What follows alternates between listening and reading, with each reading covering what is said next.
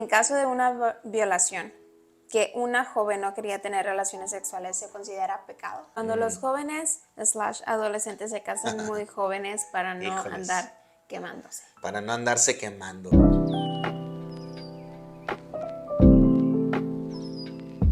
Hola, Dios te bendiga, mi nombre es Raquel Rodríguez Altamirano y el día de hoy estoy muy feliz que les he dado clic a este video. Como puedes ver, el día de hoy tenemos a un invitado, el cual ya ha estado con nosotros y es mi tío Wally, el pastor Walberto Gascón. Entonces, el día de hoy estaremos hablando y contestando algunas preguntas sobre relacionados al sexo antes del matrimonio. Siguiente pregunta, que es de haber hecho el haber tenido una relación sexual antes del matrimonio, ¿cómo sigue tu relación con Dios? ¿Sigue siendo lo mismo? Bueno, evidentemente que no. Como todo pecado, la fornicación daña nuestra relación con Dios, ¿sí? De hecho, el pecado en general daña nuestra relación con Dios. Si vamos al libro de Génesis, la Biblia dice que Adán y Eva fueron puestos por Dios en el huerto del Edén, estaban desnudos y Dios venía al huerto y hablaba con ellos. O sea, tenían una relación con Dios tan cercana, tan íntima, o sea, de piquete de ombligo, ¿no? Porque estaban en un estado de inocencia. ¿Qué es lo que pasa qué es lo que pasó cuando Adán y Eva desobedecieron a Dios? Que básicamente eso es el pecado, ¿no? Desobedecer a Dios.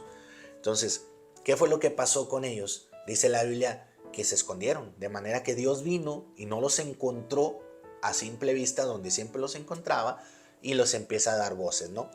Empieza a hablarle a Abraham. El trato de Dios siempre va a ser directo con el hombre, ¿no? Le empieza a hablar, perdón, Adán. a Adán y le dice, ¿dónde estás tú?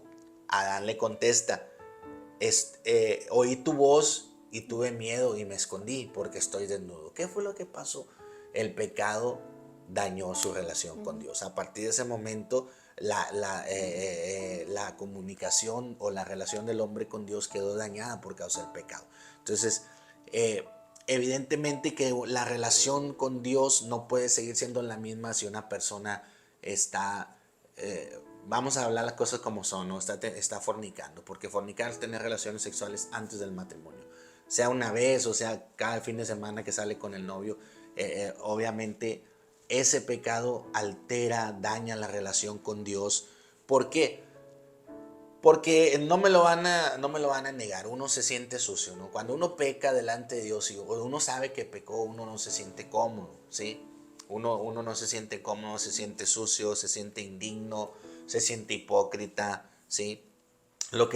Pero específicamente hablando del pecado de la fornicación, lo que sucede es que el pecado empodera a la carne, ese tipo de pecados empodera a la carne, o sea, le da poder a la carne y afecta la comunicación del Espíritu Santo o la influencia del Espíritu Santo en nuestra vida. Recuerden que somos seres espirituales. La parte de nosotros que se comunica con Dios es la parte espiritual. Nuestro espíritu se conecta con Dios a través del Espíritu Santo, ¿de acuerdo? Entonces, ¿qué pasa si estoy pecando? Bueno, mi carne está tomando poder, está tomando autoridad, está prevaleciendo sobre mi espíritu. Prediqué eso la semana pasada, o sea, la eterna lucha que vamos a tener hasta que Cristo venga entre carne y espíritu. Entonces Jesús dijo que el espíritu está dispuesto a buscar las cosas de arriba, las cosas espirituales, pero la carne se opone, ¿no? Entonces, si estoy pecando, le estoy dando más poder a mi carne y ese poder que mi carne está teniendo está afectando la influencia o la obra del Espíritu Santo en mi vida, ¿sí? Entonces, evidentemente que la relación con Dios no puede seguir siendo la misma. O sea, uno no puede pecar y hacer como si nada hubiera pasado, ¿no? Entonces, yo te aseguro que una persona que está haciendo estas cosas se siente mal. ¿Por qué? Porque sabe que está mal. Eso siempre va a pasar. Como cristianos que somos y pecamos, pues ni pecamos a gusto porque sabemos que está mal lo que estamos haciendo, ¿no? Entonces, ahora, una realidad, 1 Corintios 6:9 dice que los fornicarios no heredarán el reino de Dios. O sea, dice Pablo, no erréis o no se equivoquen, ¿no? Ni los fornicarios. Menciona otra clase de personas idólatras y afeminados, ya lo tengo que decir. pero habla específicamente de fornicarios y los fornicarios no heredarán el reino de Dios. O sea que de hecho, pues sí, tiene que traer una afectación en nuestra relación con Dios, no puede seguir siendo igual. Y ahora con la siguiente pregunta, estábamos hablando sobre con Dios, pero ¿qué pasa con nuestros padres que tenían cierta expectativa y ahora con nosotros Con mismos? nosotros mismos. Bueno, primero que nada, yo me doy cuenta que cuando cometemos un pecado, y sobre todo el pecado de las relaciones sexuales, eh, fallamos en tres frentes, ¿no? Le fallamos a Dios, primero que nada, eh, a nuestros padres que de alguna manera depositan su confianza, mejor dicho, iba a decir nuestra confianza por ser padre, pero nuestros padres que depositan su confianza en nosotros, y también nos fallamos a nosotros mismos, porque nadie, yo estoy seguro que nadie en la vida, entre sus objetivos de vida o sus planes de vida, bueno, va a tener sexo antes del matrimonio. No, no. Eso es algo que que a lo mejor uno lo tiene como un código, ¿no? De que me voy a guardar para Dios o simplemente no está en mis planes, ¿no? Entonces luego lo hacemos y sentimos que nos fallamos a nosotros mismos, ¿no? Entonces ahí son tres frentes. Y yo creo que lo primero que tenemos que hacer es restaurar nuestra relación con Dios, ¿no? Es lo primero, es lo fundamental. Una de las cosas, y esto es algo que tenemos que entender, ¿no? Una de las cosas que vuelve más poderoso el pecado es ocultarlo, ¿sí? Guardar el silencio, como que nada hubiera pasado. Yo una vez leí un libro de uno de mis escritores favoritos y me llamó mucho la atención que él dice, en algún momento de su vida él tomaba cerveza antes de conocer a Cristo, obviamente, y le gustaba. El tipo menciona, dice, me gusta el sabor de la cerveza, me gusta, menciona varias cosas, ¿no? Yo tomé cerveza y nunca me detuve a pensar en las cosas que él menciona. Pero bueno, dice que un día simplemente él salió de su casa, iba manejando rumbo a la iglesia, y de repente, ¡fum!, le llegó un pensamiento de la cerveza. Estoy hablando de Estados Unidos. Y sin pensarlo, se desvió a una gasolinera, a una tienda de las que abundan allá, y se bajó y compró una lata de cerveza. Allá las dan en bolsitas de papel. Y salió con su bolsita, se subió al carro, empezó a manejar hacia la iglesia y se empezó a tomar la cerveza. Bueno, pasó, reaccionó, ¿qué estoy haciendo, Dios mío? Pidió perdón a Dios y nada pasó. Llegó a la iglesia, todo normal. Pero se volvió una situación muy recurrente. Dice él, de manera que un día yo iba viajando en mi coche a otra ciudad para predicar en un congreso de caballeros, y me detuve en la tienda, compré una cerveza, me estacioné a la parte de atrás y me la empecé o sea, estuve tomando, y eso se fue prolongando por mucho tiempo, ¿no? Entonces, ah, dice, me sentía hipócrita cuando predicaba, me sentía hipócrita en mi casa, mi familia, mi esposa no sabía nada, me sentía hipócrita, me sentía sucio, sobre todo indigno, pero todo esto él lo estuvo guardando durante un tiempo, ¿no? Nadie sabía, nada más él y Dios, ¿no? Entonces, una de las cosas que vuelve más poderoso el pecado es precisamente la no confesión, ¿sí? ¿Por qué? Porque uno puede pecar y arrepentirse y decir, ya no más, pero nadie sabe. Nadie sabe que fallaste y por lo tanto nadie sabe si vuelves a fallar. O sea, y eso es lo que decía anteriormente, eso le va dando poder a la carne. Llega un momento que el espíritu no puede hacer nada porque está débil, y la carne tiene demasiado poder y demasiado dominio sobre nosotros, ¿no? Entonces yo pienso, lo primero que tenemos que hacer para recuperar nuestra relación con Dios es confesar. Proverbios 28:13 dice, el que encubre sus pecados no prosperará. Más más el que los confiesa y se aparta alcanzará misericordia. O sea, mientras yo esté pecando y pecando y pecando, voy a estar sumido ahí, voy a estar detenido, no voy a avanzar hacia el futuro, hacia adelante, porque estoy pecando y nadie sabe, ¿no? Entonces, el Proverbios dice 28:3, el que encubre su pecado no prosperará. O sea, prosperar es ir hacia arriba, ¿no? Mientras el pecado esté encubierto, que nadie sepa nada, nos va a detener en todas las áreas de la vida, ¿no? Mas el que lo confiesa y se aparta alcanzará misericordia, ¿no? Entonces, yo digo, hay que ir delante de Dios y hay que hablar las cosas como son. Padre, yo vengo delante de ti, cometí este pecado, tú lo sabes todo, pero yo como quiera, o sea, yo lo confieso, te fallé. Pequé de esta manera, hice lo que no debería hacer, me siento así, me siento acá, me siento asá. Y entonces uno está confesando, pero también hay que apartarse, ¿sí? Ujú. ¿Sabes qué, Dios? Pequé, pido tu gracia, pido tu misericordia. La Biblia dice, si hubiéramos pecado, abogado tenemos para con el Padre, Jesucristo el justo. Pido tu misericordia y renuncio a esta situación. Renuncio, en este caso, del sexo fuera del matrimonio, antes del matrimonio. Renuncio a este pecado. En el nombre de Jesús me aparto. Me aparto, limpio mi vida, corto todo vínculo con la persona con quien lo hice, sea novio, sea un compañero ocasional, X, corto todo vínculo, ¿sí? Y me aparto, ¿sí? Y entonces, ¿qué hacemos? Alcanzamos misericordia. Y nuestra relación con Dios se empieza a restaurar, ¿sí? Porque siempre lo más importante va a ser la confesión, ¿sí? En un juicio, ¿qué es lo más importante? La confesión. Sin confesión no se puede proseguir un juicio, ¿sí? Por más pruebas que haya, ¿no? Que se encontró un guante con sangre, que el arma homicida estaba Si no hay confesión, el juicio no se puede avanzar, ¿sí? Porque siempre la confesión es importante. Ahora, eso es con Dios, con nuestros padres.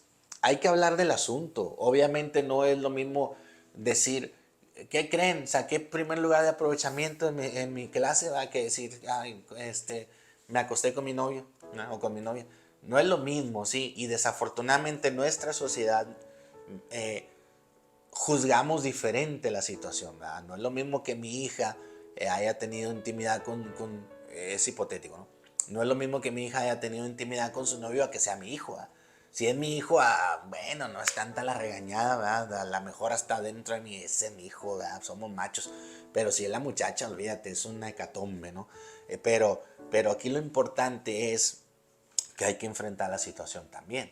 Hay que hablar con nuestros padres acerca del asunto. Santiago 5:6 dice, confesad vuestras ofensas unos a otros y orad unos por otros para que seáis sanados, perdón. Obviamente tus papás lo que menos van a querer es orar por ti después de una situación así, ¿verdad? Así que yo creo que aquí lo más recomendable es que la plática sea acompañada por un líder, el pastor, por un líder, alguien de confianza, que pueda fungir o actuar como mediador, ¿no? Ujú. A mí me tocó ya estar en una situación así, y pues yo tuve que actuar como mediador porque obviamente la madre estaba muy enojada, muy disgustada, se quería tragar a la muchacha estaba muy apenada, entonces uno tiene que estar ahí, no inclinarse a favor de ningún lado, sino como mediador, ¿sí? A recordarle lo que la Biblia dice acerca de perdonarse y todas esas cosas. Pero lo más importante, igual que con Dios, hay que hablar, hay que confesarlo. Por eso Santiago dice, confésense sus ofensas, ¿sí? Porque fallarle, o sea, tener intimidad antes del matrimonio es fallarle a nuestros padres, ¿sí? Y eso, pues, de alguna manera es pecar en contra de ellos, ¿no? Entonces, es bien importante lo que dice el apóstol, entenderlo. Obviamente es una situación muy difícil, no es la conversación que tal vez quisiéramos tener con nuestros padres, pero hay que hablarlo, ¿sí? Y luego con uno mismo, ¿no? Sentir que que nos fallamos como personas. Aquí lo más importante es evitar el autojuzgarse, ¿sí?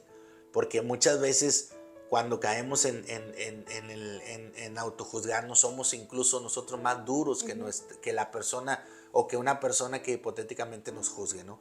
Nosotros a veces somos más duros con nosotros mismos y obvio no es sencillo saber que nos fallamos.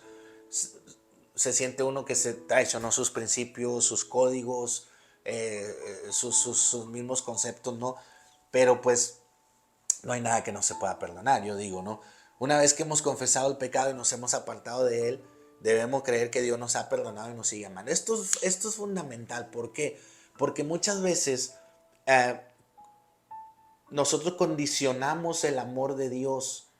O sea, creemos que Dios nos ama en base a nuestros méritos. Ese es el error más grande del mundo.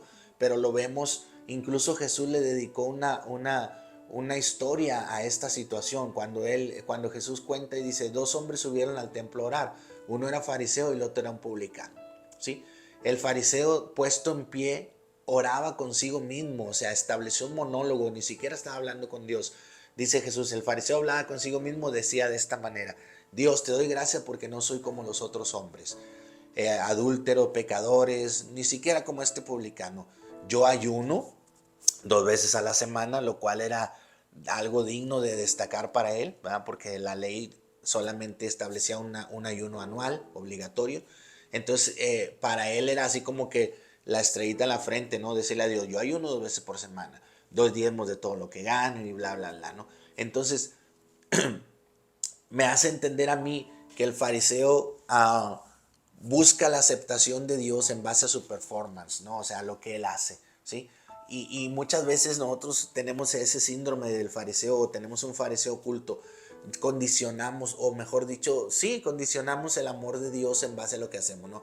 Esta semana me he portado bien, me siento bien delante de Dios. Dios te ama, o sea, te ama incondicionalmente, ¿no? ¿Sí?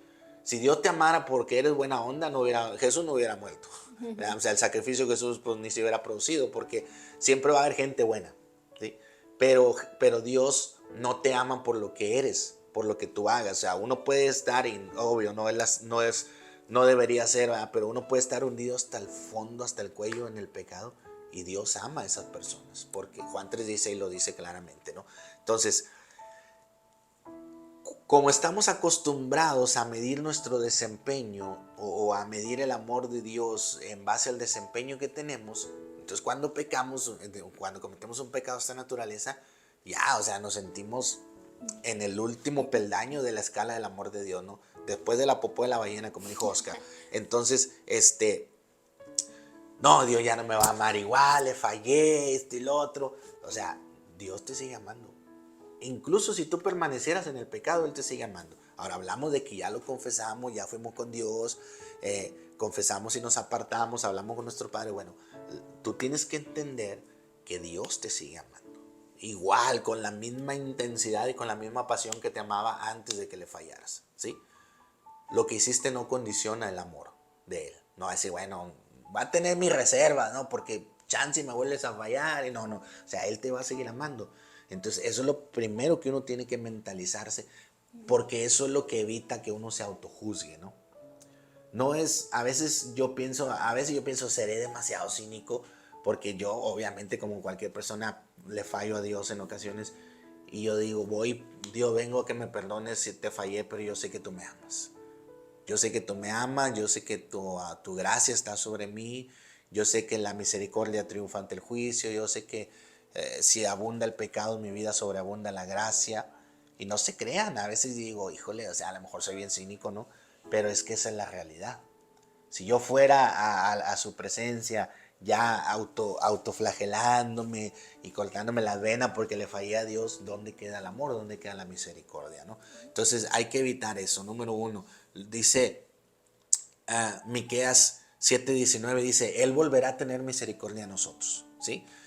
Sepultará nuestras iniquidades y echará en lo profundo del mar todos nuestros pecados. O sea, esta es la realidad, ¿sí? Cuando Dios nos perdona, se olvida y se olvida que se olvidó, ¿sí? Y nosotros somos los que muchas veces no nos olvidamos. Pensamos, bueno, es que es un pecado demasiado complicado, o sea, y lo seguimos recordando. Y yo digo, si Dios ya no se olvidó, si Él volverá a tener misericordia de mí, si Él sepultará nuestras iniquidades, ¿qué es sepultar? Enterrar. Y cuando algo está enterrado, llega un momento en que uno ya no sabe ni dónde quedó.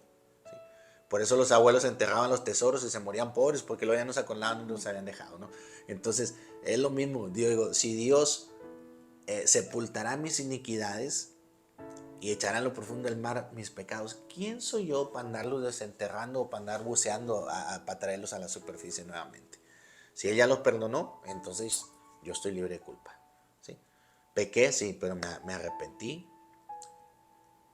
pedí perdón en el nombre de Jesús, me aparté de seguir haciendo las cosas, hablé con mis papás, estoy tratando de vivir en santidad. Entonces, no, lo que menos puedo yo hacer es volverme a sentir cucaracha y golpearme yo mismo y nada, porque perdón es perdón, borrón y cuenta nueva, ¿no?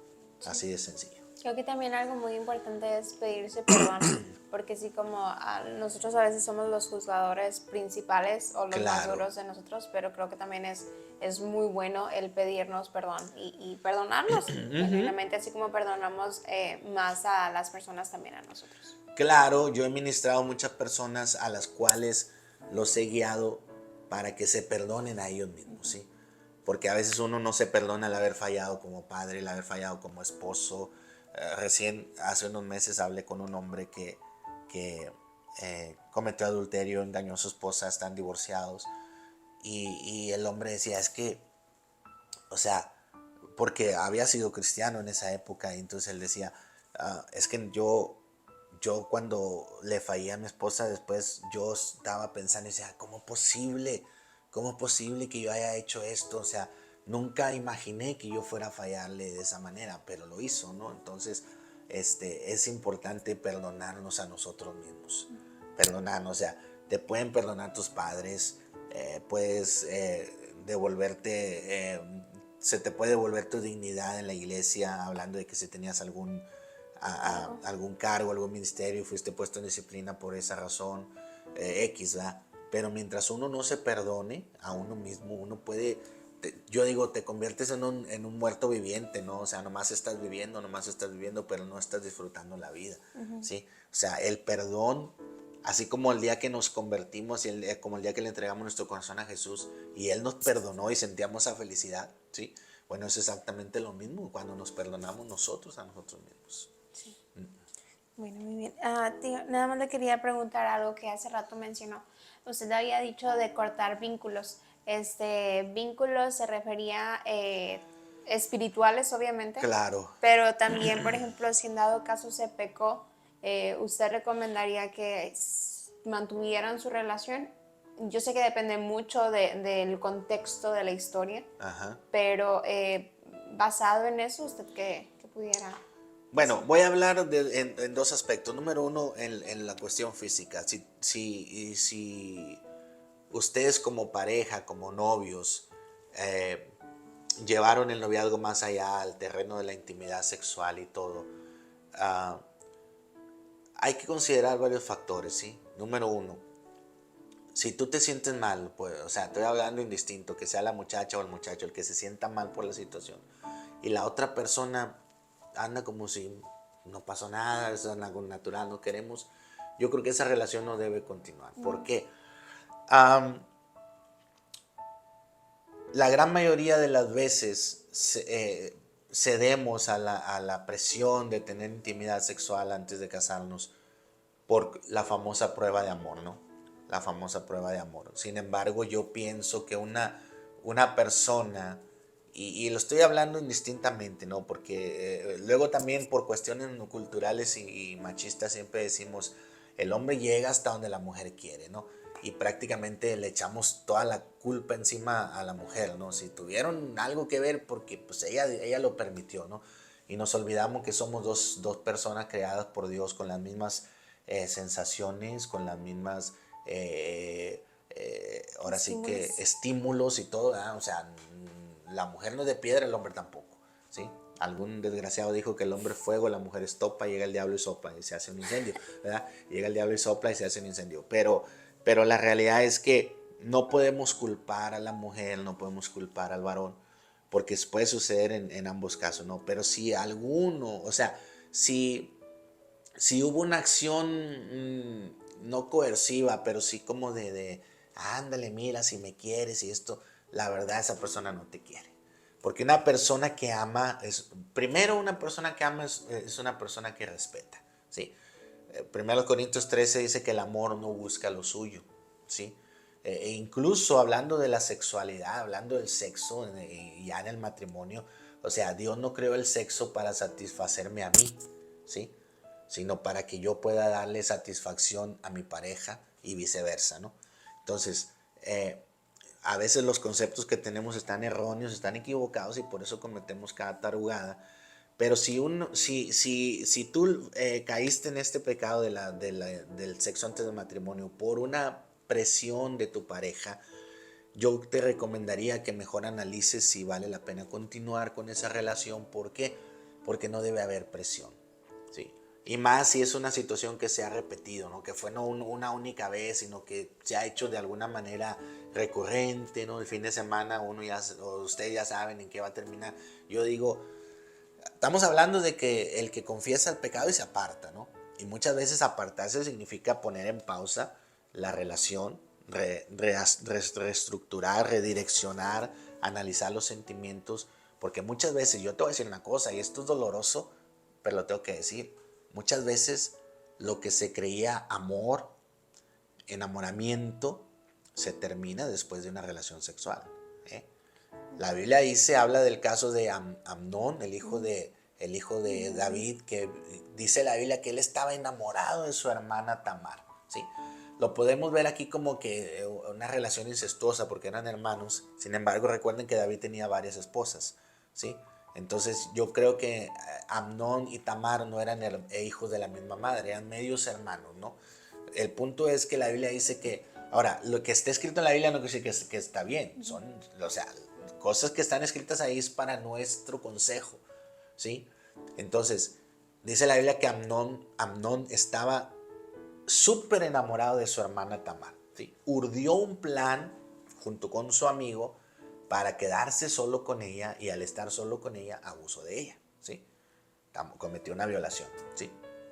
Y después de eso dice la Biblia que después de haber abusado de ella, o después de haber tenido intimidad con ella, la aborreció tanto que el odio con el que la aborreció fue mayor que es el supuesto amor que le tenía antes, ¿no?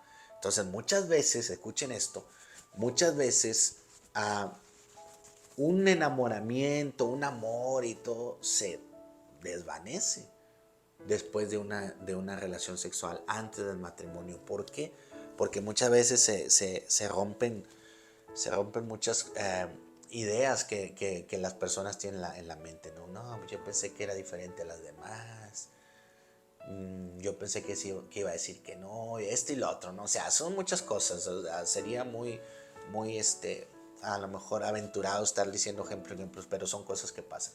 Entonces, puedes notar cierto cambio de comportamiento en tu pareja después de que intimaron, ¿sí?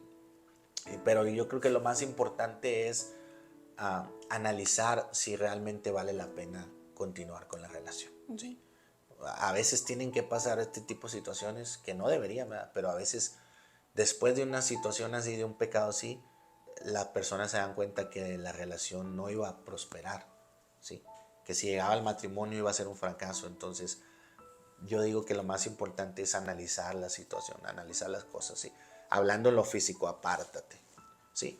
Si es necesario romper el vínculo sentimental que hay entre ustedes, ¿no? O sea, yo siempre digo, un contacto físico crea un vínculo, ¿sí? Si Raquel es mi sobrina y cuando nos saludamos yo la abrazo y ella me da un beso, estamos creando un vínculo de tío y sobrina, un vínculo sano, ¿sí? Entonces en las parejas es lo mismo, o sea, el contacto físico crea un vínculo. Ahora, en lo espiritual también se crea un vínculo y de hecho en lo espiritual este es uno de los pecados que más dañan al hombre en general, hombre y mujer, porque el sexo tiene la particularidad de unir no solamente los cuerpos, ¿sí? O sea, el sexo no solamente es una unión física, sino es una unión espiritual, porque por ahí también preguntaban qué consecuencias espirituales lleva el haber tenido relaciones sexuales o estar teniendo sexo antes del matrimonio. El sexo tiene la capacidad de unir no solamente los cuerpos, sino también los espíritus, ¿no? Entonces, cuando hay un pecado de fornicación, hay una separación espiritual de la persona con Dios. Y al estar separados de Dios, nos quedamos sin protección espiritual delante de Satanás. Esa es la realidad, ¿no?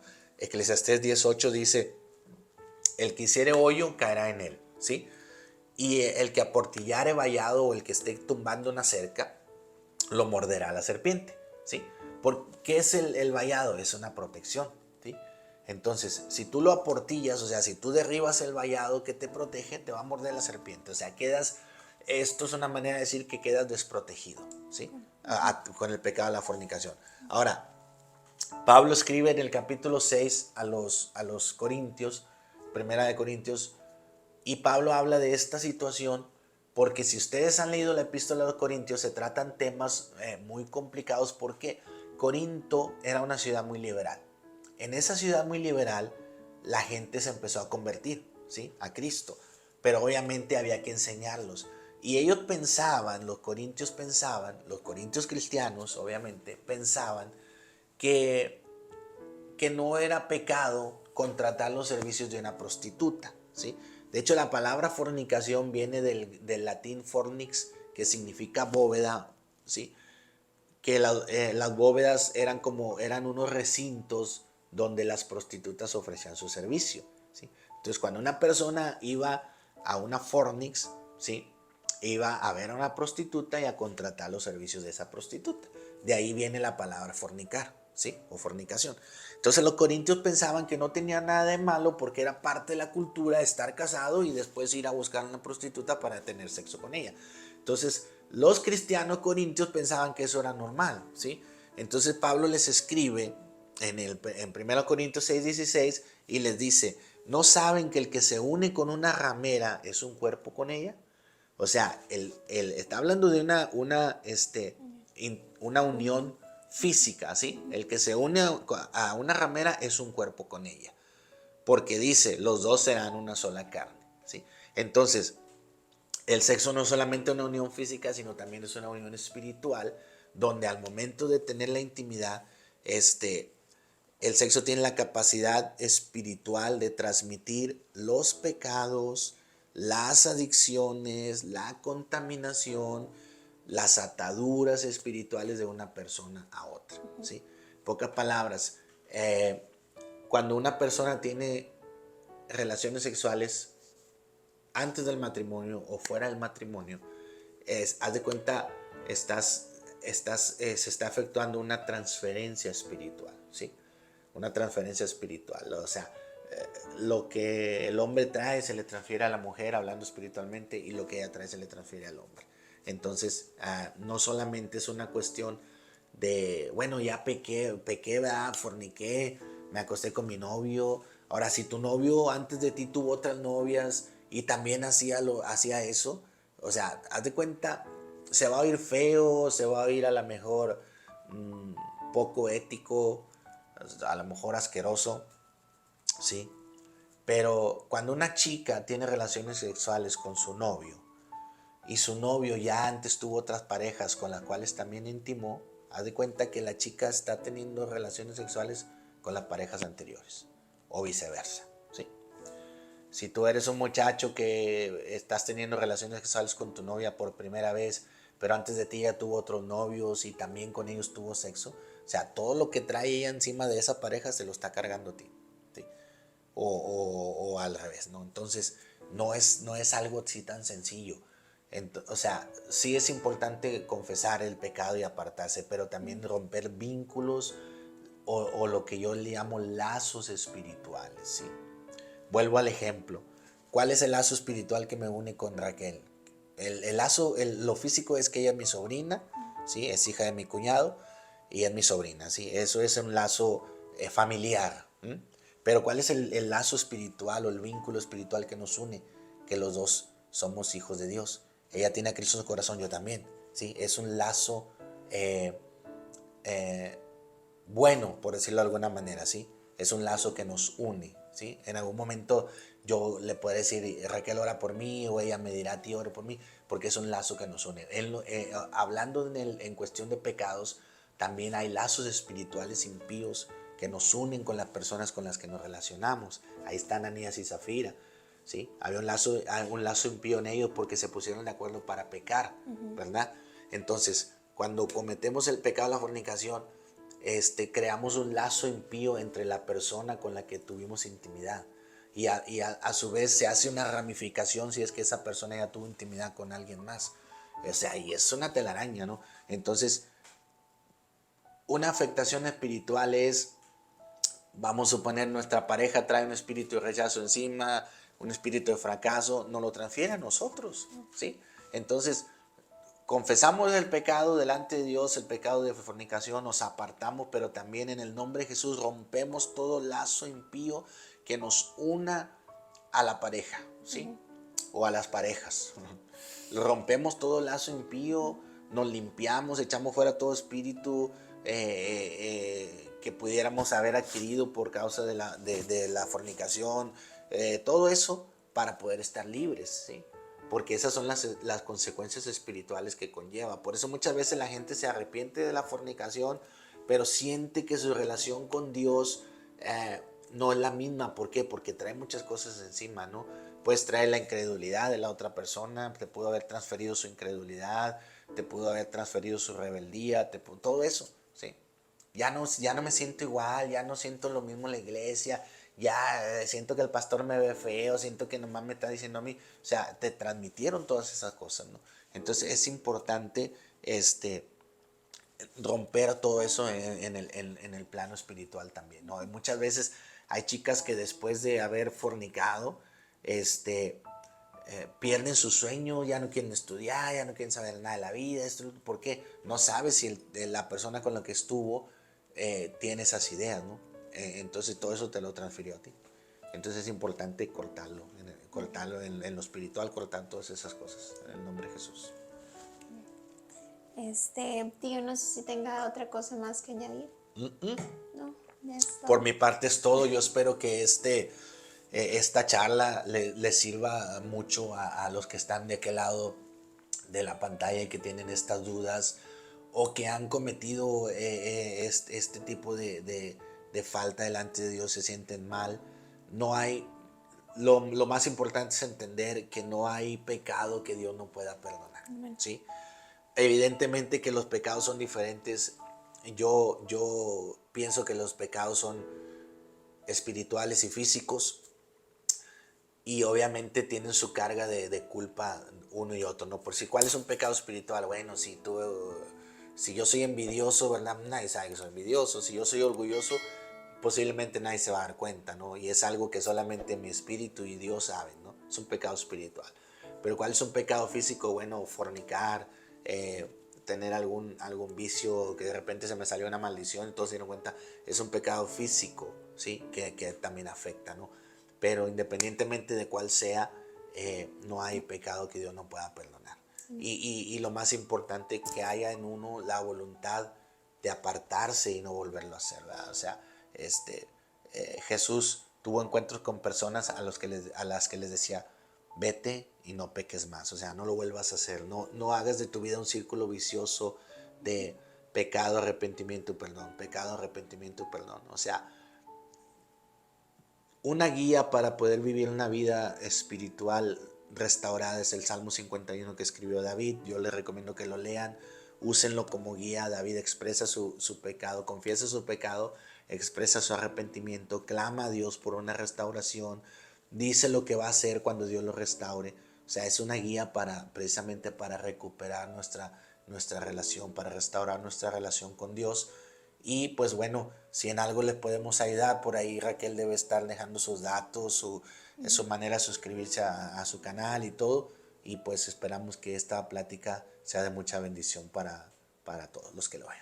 Sí, igual si tienen preguntas referentes o más el tema que quisieran profundizar un poquito más, lo pueden dejar en los comentarios o otras preguntas parecidas a eso, o incluso otros temas tabú que también se pueden hablar, lo pueden dejar en los comentarios. También voy a estar dejando los contactos, o bueno, la de la iglesia, la página de la iglesia de Facebook, en la descripción, entonces ahí también lo pueden checar.